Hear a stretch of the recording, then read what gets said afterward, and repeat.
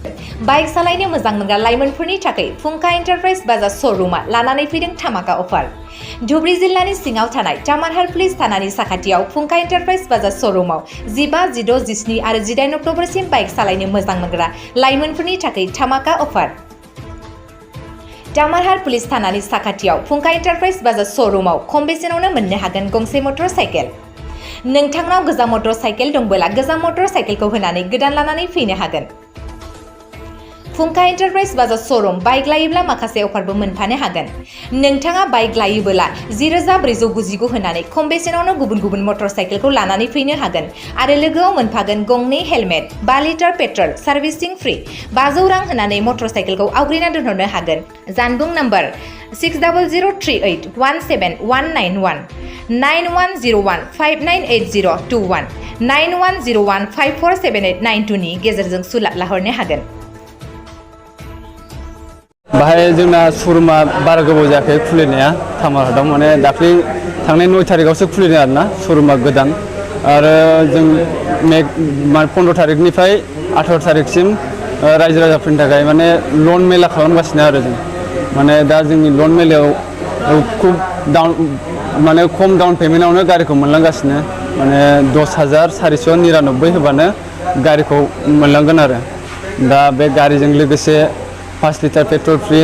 आरो 2 helmet free हरनाय जागोन आरो एक्सट्रा आरो गिफ्टबो थाबावगोन आरो सोरबाफोर केसआव लायोबा 1500 थाखा केसबेक हरनाय जागोन आरो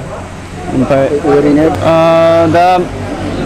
10,499 आव नों सिटि प्लेटिना ओमफ्राय पालसार 125 बिसोरखौ मोनलांगोन आरो ओमफ्राय माखासे गारिफ्रा एसे बारायनांगोन आरो बाहायनो बे 10,499 आव गासिबो आरसि इन्सुरेन्स थाजोबगोन आरो मोनलांजोबखागोन जेनेबा माने दानि सेंग्राफोरनि थाखाय मोजाङानो दा जोंनाव खुब मोजां अफार हगारगासिनो खम डाउन पेमेन्टआव गारि हगारगासिनो आरोना आरो सेंग्राफोरनि थाखायथ' खुब मोजां गारि गासिबो बाजाजनि गासिबो गारियानो एभेलेबेल दंजोबो